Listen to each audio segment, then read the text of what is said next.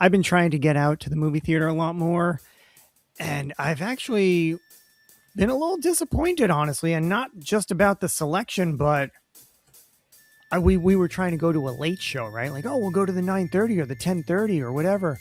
It didn't exist. They're cutting back on the hours at the movie theater like dramatically, and it was really upsetting to me because I used to work in a movie theater. Like, in my mind, yeah, you got to be to work at 9. Theater opens at 10. First showing 10:30. Last showing, not on a weekend, 10:30. And that's the day. And you're just like, you know, constantly doing showtimes, even during the school year after the summer when everything dies down and it's a fucking ghost town. You're still running those shows. Nope. So I encourage everybody, if you even remotely like going to the movie theater, please go see something there just so people know that you're going, that you're out there, that you're supporting it, because otherwise it's going to dry up and die. It was really kind of scary for me, even at the Alamo Draft House, the pop culture, was it curators of cinema, they're cutting back, and it was just like, holy shit, this is like the threat is real. So I made it a point. I told my wife, like, listen, sweetie, we got to go to the movies. What's playing? And it just so happened that there was a brand new Sam Raimi movie, and it's called Send Help. And Rachel McAdams, I mean, I'm not going to complain about being on a desert island with her for 2 hours. So let's go. Dylan O'Brien, no relation. He was really great too. I'm a fan of Sam Raimi. We go back. We go all the way back. And I really liked Drag Me to Hell. you know? Yeah, that was his most recent horror film prior to Send Help. And that in itself is over a decade old. It's from like, I think 2000, the early, I think like 2008-ish, around there. Drag Me to Hell. But so this was his return to horror, which I was pretty excited about. And it really didn't disappoint. It was a lot of fun. There was some stuff that if I didn't know Sam Raimi as well as I do, I probably would have been a little like, oh, or why? What is that? But he has his fingerprints, his cinematic DNA all over the film. You know who's directing it just by watching it, if you know what you're watching. And Rachel McAdams was really fantastic. She was just really, really good. I gotta say, it was a lot of fun. I was entertained, and I'm a fan, so I'm a little biased. But I think if you like any of the things I mentioned and a score by Danny Elfman, like, take my money. Take more of it. Here. I'll buy tickets for anybody. Let's go. I haven't watched this film, but I heard good and bad things about it. So the good thing, yeah, Rachel McAdams, people say that she's doing a great performance in it. But the direction, I heard that it's kind of deja vu, People said that Sam Raimi is recycling stuff he already has done in movies, in his own movies. So I don't know, as you said, you're a big fan of him. So what do you think about this critic? I mean, that's not unfair to say. There were some things, like I said, where it's like if I didn't know that it was Sam Raimi, I'd be like, why did they do that? But because I know Sam Raimi so well, and I've seen a lot of his filmography, especially his horror work, it just kind of fits in to that group. I wouldn't necessarily say so much that he's repeating himself, because the story was very different, but there were some horrific elements, or even like some jump scare stuff that was like, oh yeah, that's Sam Raimi. Or even there's one part, I'm not really spoiling anything because they're on a deserted island, they gotta find food, and so Rachel McAdams takes it upon herself to go hunting, and she hunts this wild boar. And when she kills the boar, it's just gore, spatter, splatter, snot, blood, saliva, just bodily fluids flying out of like the animal. And if you've ever seen Evil Dead 2, you'll understand where it comes from. And you even see it in Drag Me to Hell. There's some of that just off-puttingness, grossness, and it's to put the audience at unease, but also to connect them with the character and their uneasiness as well. So I saw it. I didn't care. It's not gonna like it's not Gone with the Wind. It's not gonna be. It doesn't aspire to be anything like that. It's a popcorn movie, and I appreciated it for what it was, which was entertaining. I had the same kind of experience because the film I'm going to talk about, I heard good and bad stuff about it. And when I said to my friends that I'm going to watch it, they were like, oh, just the negative stuff they were telling me about it.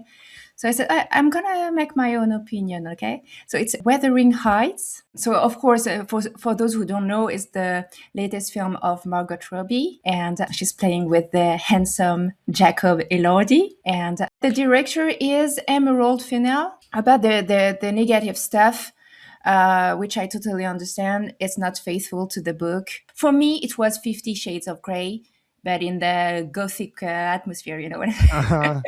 So if you liked 50 Shades of Grey, sorry, 50 Shades of Grey, probably you're gonna like this film. And the good stuff, it's the chemistry between Margot Robbie and Jacob Elordi. It's really great. I mean, I'm sure you're gonna like it if you like Margot Robbie. I felt that people were a bit sick of Margot Robbie after Barbie. Mm. Oh, yeah, I don't know. Also, a great actress in this film is Alison Oliver. I didn't know her before, but she's playing very well a crazy woman. And I watched an interview afterwards, and she really is not like that. So you really see that she's acting, because sometimes some actors they a bit crazy naturally, so you don't really feel that they're acting. But this woman is doing a really great job in it. And also, I really love the direction, the aesthetics in the film. You have very bright colors, and it turns dark when the scene is dark. So you really have an effect on the lighting. So I understand that those who read the book will be disappointed because it's not exactly the same story. But if you put that away, great actors, great aesthetics, even the music, it's really dynamic, which is kind of weird when you think about it, because it's supposed to be in a very long time ago, and you have very modern music. But I like that contrast. So I think it was something innovative for a classical book adaptation. So yeah, I don't understand why people are always negative about stuff coming out. I don't understand why people always complain about it not being loyal to the book. It's two totally different formats, two totally different approaches to storytelling. And honestly, I don't know anybody who can read a 300 to 400 page book in 2 hours. Yeah, sure. But I guess they have an imagination around the characters and what they should do. They should speak like that. They should look like that. And they're disappointed that seeing it's not the actor they pictured Right, in their character. Yeah. right. But at the same time, a story like Wuthering Heights, I don't know how many times that story has been made into a film. This isn't the first adaptation of that story. There have been many over the course of, Mm. the years. So to get bogged down with specificities like that, I just feel like it's kind of a waste of energy. You should just kind of go and experience it and then choose your favorite. Like, I saw that new Nosferatu movie, and I prefer the original. I prefer like the silent version. And if I'm going to watch a color remake, I'm going to watch the Werner Herzog one, because at the end of the day it's the same story, and at the very end of the day it's all bootleg Dracula. Yeah, yeah, but that's what you said. You said it's the same story, and I felt that they took liberties on the story, because the only thing I Right, know, uh, but that's what I'm saying. Like, taking liberties with a story that's been told so many times. It's like, okay, good, yeah, mm, let's make it new and different and exciting. Otherwise, you just go watch the original or go read the book. Like, if you're making a carbon copy of something, like, what's the point of having that experience? So I welcome changes when it comes to adaptations. I want to have something to compare and contrast. For example, like there's Romeo and Juliet the play, which I read in like middle school. Then there's Romeo and Juliet, like the version from the 1960s, and then there's the one from the 90s with Leonardo DiCaprio, the Baz Luhrmann one with Claire Danes. DiCaprio. Yeah. And like that was a departure. That was different, running around with pistols and fucking lowriders and Hawaiian shirts. Like, And then there's West Side Story, and then the remake of West Side Story. yeah, like I don't care so much if they take liberties with things as long as the film adheres, and it's not mishmashed and put together and feels thrown together artificial or like focus grouped into oblivion. Like if it works on its own and has its own merits, let's go exploring. Let's see what else is hiding in the corners of this story. I agree. I'm for that. Yeah, me too. The last thing I saw in the theater was Five Nights at Freddy's 2 back in December. Truth be told, I don't know much about Five Nights at Freddy's, and whatever I do know is because of my son. And he's really into this world and these characters, so I took him to see this. And, my nephews were there, and my son's best friend was there, and, so a whole group of them went. And I got to tell you, I took him to see both of these movies in the theater, and my son was popping. Like, all this stuff that meant something to him and not to me. And one of the things I heard poor review wise for the second movie was a lot of fan service. I got to address that. That's exactly what this movie should fucking be, is fan service. The only people going to see this movie are people who play those games, read the graphic novels, read the novels, whatever you want to call them, the comics. That's who this movie should be made for. And fan service is not a bad thing. And there's this hang up about fan service. Like, yes, you should be pleasing the fans. That's a fucking buzzword created by idiots who don't have an original fucking thought of their own to share. Yeah, it's like, yes, now, should an audience get every single thing they want? No. The person telling the story should tell their story.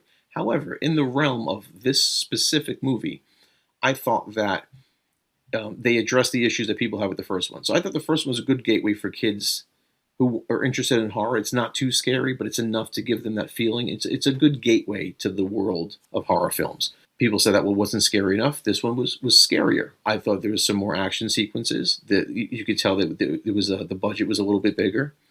I thought that there was like two scenes that it kind of the pacing could have been taken up a notch. It was a little slow, a little lagging, but also it's a kids film. So, and that's who it's geared to. It's geared to the mega fans or like, early teens. So for the people knocking this movie, is it the best movie in the world? No, it's not. But there's plenty of big budget Hollywood movies that are worse than this movie. There are plenty of horror movies that I've seen that are worse than this movie. I thought this movie was pretty good for what it was. You're talking about a movie that's based on like a video game about jump scares. You know what I mean? So the fact that they got as much plot out as they did, and the suits look fantastic. I mean, Jim Henson's Creature Shop. We talked about them with the Ninja Turtles and those suits. The Five Nights at Freddy's suits were top notch, really great quality, and just I think good performances. Matthew Lillard's great in the movie. Skeet Ulrich joined the cast in this one. He had one scene, so they got the band back together. So that was pretty cool. He's got one scene, but they kind of tease that he may be back in the third film. But I looked over at my son and my nephews and his friend, and they're like, they were happy. And I feel like anybody trying to take the joy away from someone who goes to see something and says, "Oh, that was fan service. It was terrible." Yeah, that's who you should be serving is these kids, these people who spend the money on the books and the games and the whatever. And those kids left the theater, man. They were fucking pumped. They were, we're going to see the third one already. Going, well, I can't believe it's going to be like another 2 years. And and I get that excited about certain films and certain franchises. And it's nice that those kids have something to look forward to. So for people who were, kind of shortchanging this movie and shitting on it and saying it was this, it was that, you know what? I think it served the purpose. It like first weekend tripled its budget. You know what I mean? So it's profitable, and people were happy with it. Well, the fans were happy with it, I should say. So, like, leave well enough alone, man. Fan service is not a bad thing when it's done correctly. Yeah, and I think that's something, that really in the moment people like to jump on something, they like to harp on something, whatever, but like then as time goes by and things span time and then there's like a growing either appreciation or depreciation, time is really the only real test Hmm. of something's value or merit, and you look at like the Oscars and how many fucking forgettable movies have won Oscars. Hmm. How many forgettable performances have there been that have won Oscars? And it's like, oh, well, yeah, that's really just a bunch of bullshit then, isn't it? And like, even like, you look behind me and we're set up for train spotting here because we're going to be talking about it in the podcast coming up. But, there's all these James Bond movies and yeah, they made movie after movie after movie and they're awesome. If you've seen them or if you're a fan, not everybody's going to like a James Bond movie. Not everybody's going to like the earlier James Bond movies versus what they've done with some of the later James Bond movies. Somebody's not going to like the ones in the middle. And it's like, everybody has their own taste. Everybody has their own palate, and not everything is going to be Gone with the Wind. Yeah, you're And going Gone with the Wind isn't even the greatest fucking movie ever made. It's like you're going to It's see something called Five Nights at Freddy's 2. yeah. You think you're getting The Godfather 2? Like, what do you think I you're getting? remember when I was a kid, me and my friends, we went to see The Leprechaun 2 in the movie theater. Think about that. Yeah. And while you're thinking about that, think about this. We're going to be talking about Train Spotting next week. I really hope everybody comes back and listens to that conversation because it is a pretty spectacular movie. I know that my history with it goes back almost 30 years. I'm really curious to discuss this one with Steve and Ann. So I hope you all come back for that. And those are the coming distractions for this month.